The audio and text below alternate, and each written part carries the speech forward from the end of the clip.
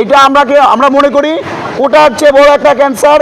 এই যে তাদের হাতে নিয়োগ দেওয়া মানে কি প্রত্যেকটা নিয়োগের জন্য আবারও সেই 10 লাখ 20 লাখ 30 লাখ টাকা দিয়ে চাকরি নেওয়া। যে কোটার চেয়ে বড় একটা ক্যান্সার সেটা হচ্ছে এনটিআরসির পরিবর্তে ম্যানেজিং কমিটির মাধ্যমে শিক্ষক নিয়োগ করা।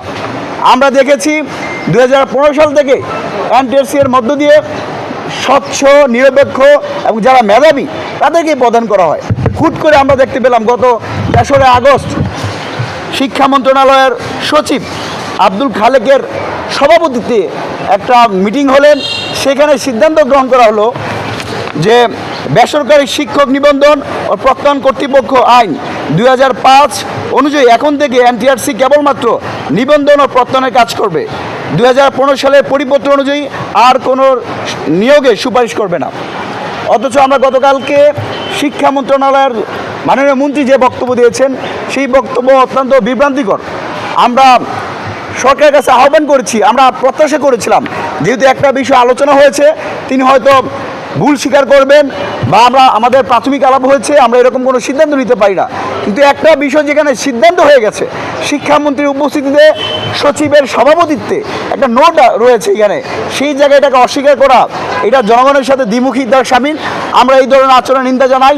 একই সাথে এই ধরনের সিদ্ধান্ত যেন ভবিষ্যতে নিতে না পারে সে ব্যাপারে আমরা সরকারকে সতর্ক করতে চাই।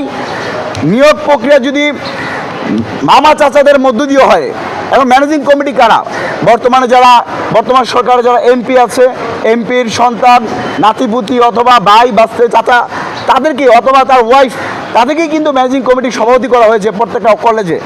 এই যে তাদের হাতে নিয়োগ দেওয়া মানে কি প্রত্যেকটা নিয়োগের জন্য আবারও সেই 10 লাখ 20 লাখ 30 লাখ টাকা দিয়ে চাকরি নেওয়া। এটা আমরা মনে করি কোটার চেয়ে বড় একটা ক্যান্সার। এই ক্যান্সার ছাত্র সমাজ কোনোভাবে মেনে নেবে না।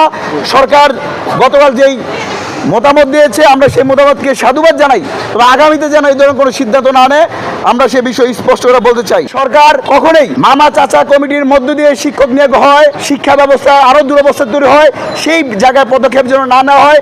এবং গতকালের 3রা আগস্টের যে মিটিং রয়েছে, যে আমরা এই মিটিংয়ের সাথে জড়িত, এই মিটিংয়ের সাথে সংশ্লিষ্ট সবার বিরুদ্ধে খতিয়ে দেখে তদন্ত করা দরকার। বিদ্যমান এনটিআরসির পরিবর্তে শিক্ষক নিয়োগ এই প্রক্রিয়া কখনোই বাস্তবায়ন করা যাবে না। শূন্য পদগুলো নিয়োগ করা, বিদ্যুৎ ও জ্বালানি গ্যাসের যে সংকট সেই সংকট কমানো, ক্যাম্পাসগুলোর যে অস্থিরতা বিদ্যমান সেই অস্থিরতা কমানোর দরকার। ইউএফটি ফার্স্টের সাথে ট্রেড করুন যে কোনো জায়গা থেকে, ক্যাম্পাসে ক্লাসের ফাঁকে, ঢাকার জ্যামে বসে কিংবা ঘরে বসে। ট্রেডিং এখন হাতের মুঠোয়, তাই ট্রেড করুন যখন খুশি যেখানে খুশি।